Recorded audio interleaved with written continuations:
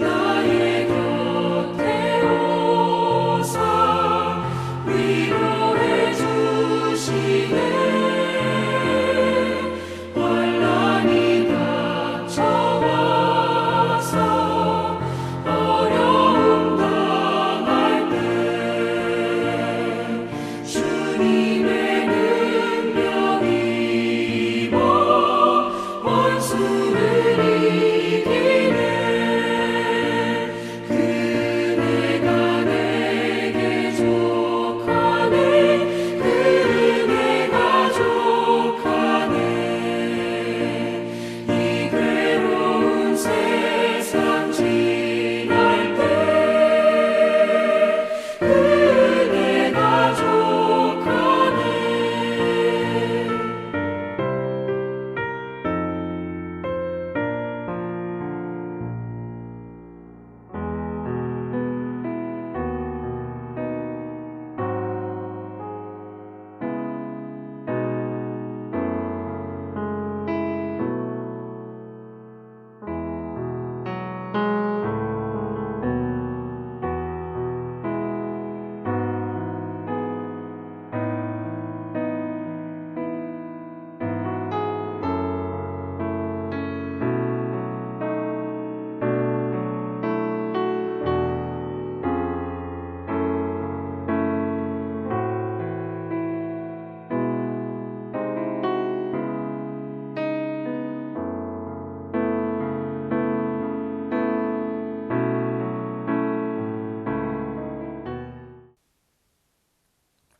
요즘 스스로를 크리스천이라고 말을 하며 개인의 욕심, 개인의 이익을 위해 다수의 사람들, 많은 시민들을 불편하게 하고 힘들게 하는 크리스천들이 많이 있습니다.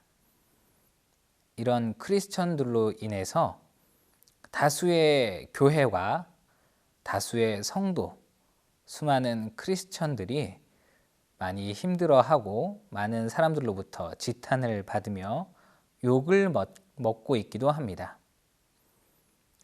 이렇게 쉽지 않은, 자신을 크리스천이라고 드러내는 것이 쉽지 않은 이런 상황 가운데에서 우리가 어떻게 살아야 하는지 오늘 본문을 통해 살펴보고자 합니다. 우리 고등부 친구들 중에는 아직 내가 예수 그리스도를 잘 믿고 있는지, 구원의 확신이 맞는지 헷갈리고 좀 어려운 친구들도 있을 것입니다.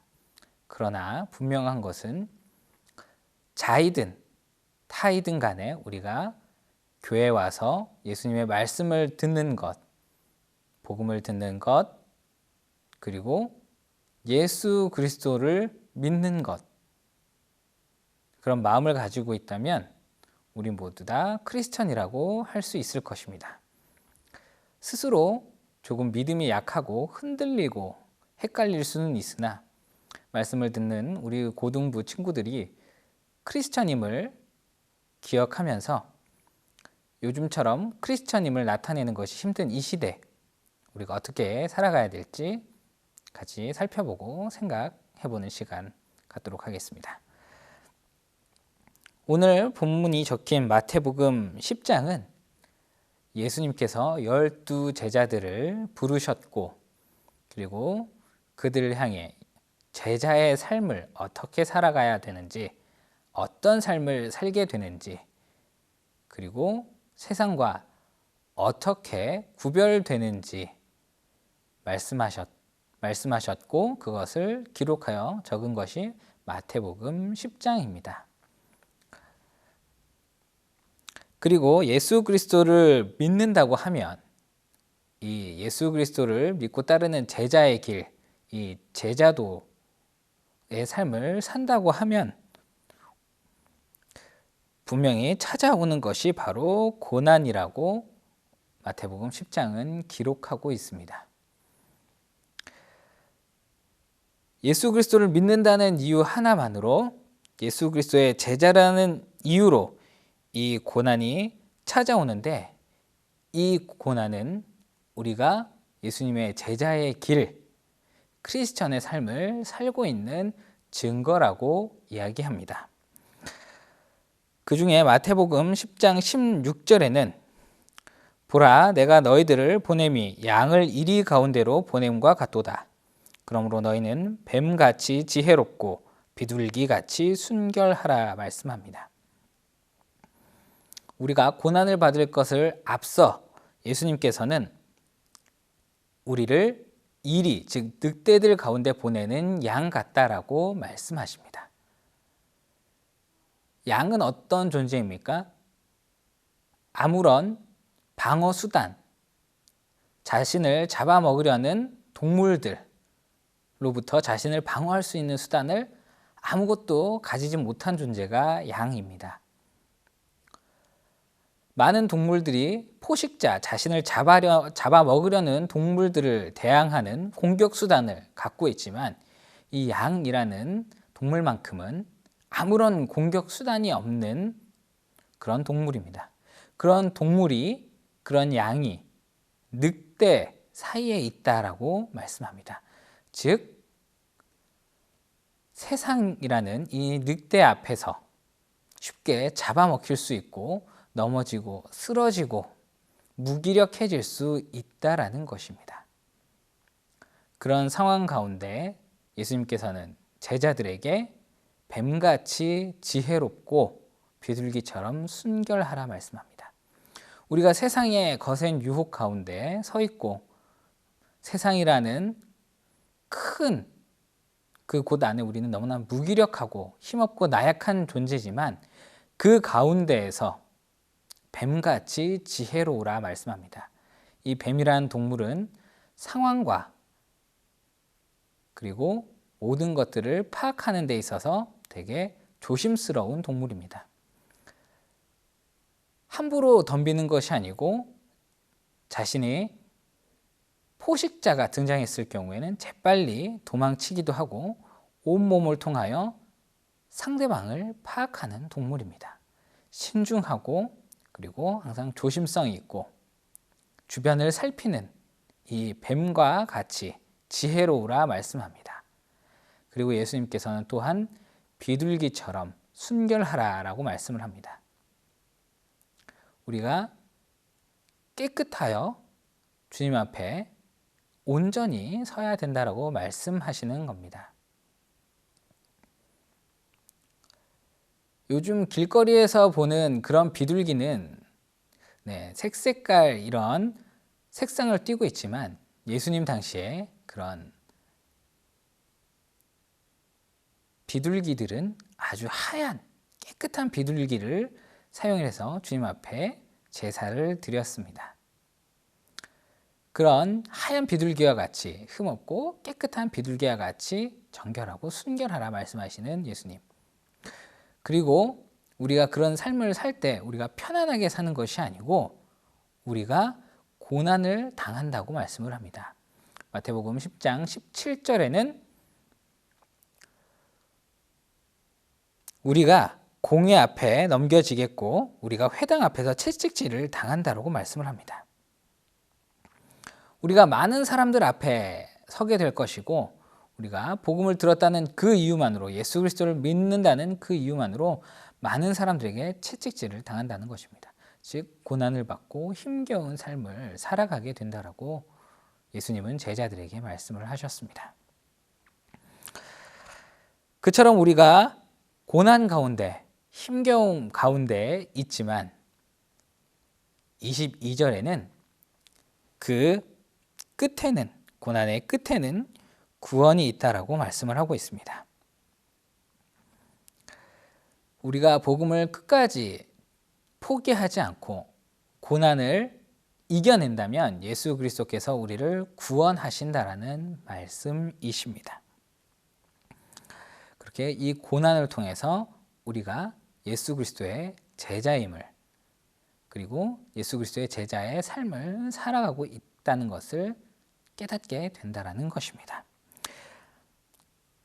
그리고 오늘 본문 앞절인 24절에서 25절에는 제자가 그 선생보다 또는 종이 그 상전보다 높지 못하나니 제자가 그 선생 같고 종이 그 상전 같으면 족하도다 말씀을 합니다. 이 말씀은 뭐냐면 예수 그리스도를 스승으로 둔 우리는 고난을 받지만 그러나 예수 그리스도를 뛰어넘는 더 큰 고난과 시련이 우리를 기다리는 것이 아니고 예수님이 당하셨던 그 고난이 우리 앞에 똑같이 펼쳐진다는 것입니다. 그리고 우리가 그런 삶을 살 때 우리 삶에 예수님께서는 만족감, 충분하다라고 말씀을 하시고 우리를 제자의 길 그리고 구원의 길로 인도하신다라는 것입니다. 우리가 예수 그리스도를 믿는다고 하지만 그 찾아오는 고난이 예수님이 십자가에서 당하셨던 그 고난을 절대 뛰어넘지는 않을 것이라는 겁니다. 즉 하나님께서 우리에게 고난을 허락하시지만 우리가 충분히 감당할 수 있는 고난을 주시겠다 말씀하고 계신 것입니다. 이렇게 예수님을 믿는 제자들, 예수 그리스도를 따르는 제자도의 길, 믿음의 길을 걷는 사람들에게는 이 고난이 약속이 되어 있지만 그것을 우리가 능히 감당할 수 있고 그 고난을 통해서 예수 그리스도를 우리가 잘 믿고 있구나라는 증거가 된다라는 것입니다. 단순히 그냥 이런저런 어려움, 힘겨움 그런 고난으로 우리가 예수 그리스도를 잘 믿는다는 것이 아닙니다. 내가 예수님을 닮아가려는 삶을 살 때, 많은 사람들 앞에서 복음을 증거하는 삶을 살 때, 내 삶을 통해 예수 그리스도를 나타내려고 할 때 주변 사람들로부터 우리는 많은 핍박과 고난을 받게 된다는 것입니다.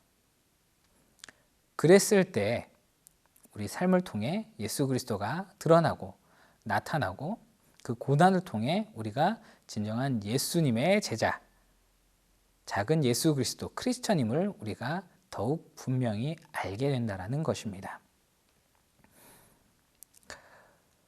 요즘 같은 시대에 스스로 크리스천임을 혹은 신앙의 자세를 나타내는 것은 참 어려운 일입니다.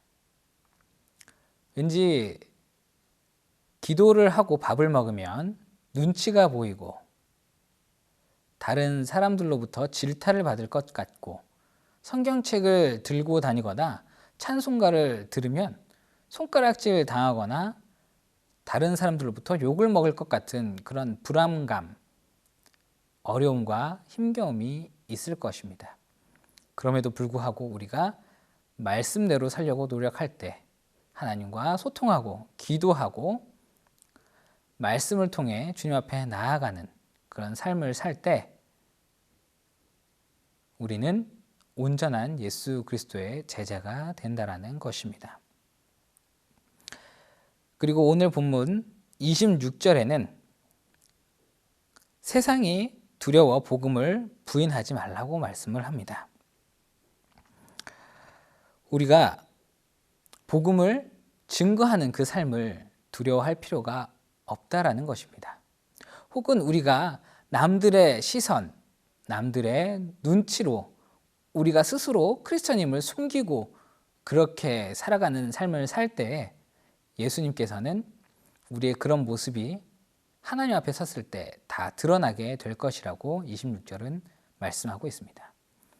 내가 내 자신의 유익을 위해 신앙과 믿음을 부끄러워 여기고 내가 다른 사람들의 시선으로 눈치로 인해서 올바른 신앙을 갖지 못하고 두려움에 사로잡힐 때 그 모습을 예수님께서는 나중에 다 드러내시고 판별하시겠다, 구별하시겠다 말씀하고 있다라는 것입니다. 그래서 27절은 복음을 위해 우리 보고 살아가라고 말씀을 하고 있습니다. 우리가 복음을 증거하고 복음을 나타내는 그 삶을 살아가야 한다라고 말하고 있는 것입니다. 세상의 눈치, 세상의 가치관, 시선, 다른 사람들 의식하는 것이 아니고 오직 나와 하나님과의 관계를 생각하며 내 믿음을 지키는 것이 중요하다라는 것입니다. 우리가 그렇게 살 때 우리가 다른 사람들의 시선을 두려워하지 않고 우리가 오직 하나님만 바라보고 믿음을 드러내는 삶을 살 때 우리의 머리털까지 다 세신 바 되는 그 하나님께서 우리를 지키고 보호해 주신다고 말씀하고 있고 약속하고 계십니다. 이 세상은 저와 여러분을 향해 끝없이 이야기할 것입니다. 예수 그리스도가 누구니? 왜 예수 그리스도를 믿니? 요즘 같은 시대에 굳이 예수 그리스도를 믿어야 하니? 혹은 아무도 모르는데 예배 안 드리면 어떻니? 네가 예배 드리지 않아도 하나님 앞에 마음을 쏟지 않아도 아무도 모를 텐데 왜 굳이 그렇게 열심히 말씀 보니? 아무도 몰라주는데 뭐하러 그렇게 신앙생활 하니? 라고 끊임없이 유혹할 것입니다. 때론 그 유혹에 신앙을 포기하고 싶을 때도 있고 내가 왜 이렇게 열심히 해야 할까라는 의구심이 들 때도 있을 것입니다. 이렇게 열심히 신앙생활을 한다고 말씀을 보고 기도 생활을 하고 예배를 드린다고 해서 알아주는 이가 없을 텐데 왜 이렇게 해야 할까라는 의문이 들 때도 있을 것입니다. 그러나 분명한 것은 하나님께서는 다 알고 계시고 나중에 우리가 하나님 앞에 섰을 때 예수님께서는 우리의 삶의 자세를 변론하시겠다고 말씀하고 계신 겁니다.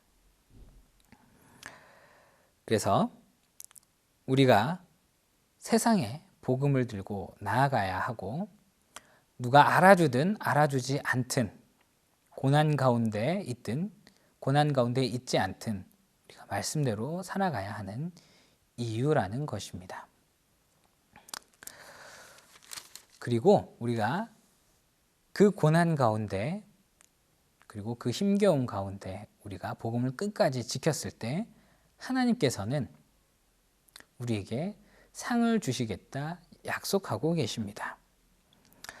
마태복음 10장 33절에는 누구든지 사람 앞에서 나를 부인하면 나도 하늘에 계신 내 아버지 앞에서 그를 부인하리라 말씀합니다.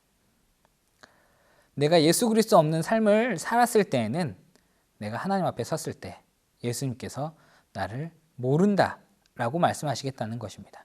그러나 32절에 누구든지 사람 앞에서 나를 시인하면 나도 하늘에 계신 내 아버지 앞에서 그를 시인할 것이요. 많은 사람들 앞에서 세상의 눈초리와 시선 앞에 굴하지 않고 말씀 가운데 살아간다면 나중에 여러분이 하나님 앞에 섰을 때 예수님께서도 이 사람이 이 하나님의 자녀가 그 세상의 고난 가운데 있었지만 정말 말씀대로 살았습니다라고 하나님께 변론한다라는 것입니다. 그렇게 우리는 다른 사람이 아닌 오직 하나님만을 바라보며 신앙생활을 해야 할 것입니다. 그리고 오늘 본문의 바로 뒷절인 34절에는 예수님께서 내가 세상에 화평을 주러 온 줄로 생각하지 말라. 화평이 아니요 검을 주러 왔노라 말씀합니다. 어떻게 보면 검을 준다라는 것 되게 의아할 수 있습니다. 그런데 이 말의 의미는 세상과 하나님의 나라를 구별한다라는 것입니다. 이 칼을 가지고 무엇인가를 자르면 양쪽으로 나누어집니다. 그처럼 이 칼을 가지고 분명하게 선을 그으시겠다라는 것입니다. 세상을 따라가는 사람과 그렇지 않은 사람, 즉 세상에 휩쓸려 살아가는 사람과 하나님 말씀대로 살아가는 사람을 이 칼을 가지고 이 양쪽을 구별하시겠다 말씀하고 계신 것입니다. 이처럼 우리가 순종의 사람인지 우리의 삶의 우선순위가 하나님, 말씀, 예수 그리스도인지 아닌지를 구별하기 위해 예수님께서는 이 땅에 오셨고 그 순종하는 사람들을 대신하여 그 죄의 대가로 자신의 목숨을 주겠다라고 말씀하고 계신 것입니다. 여러분들 가운데 아직은 예수님의 오심이, 이 땅 가운데 오심이 좀 어렵고 예수 그리스도를 믿는 게 좀 어려운 친구들, 구원의 확신이 잘 서지 않는 친구들이 있을 것입니다.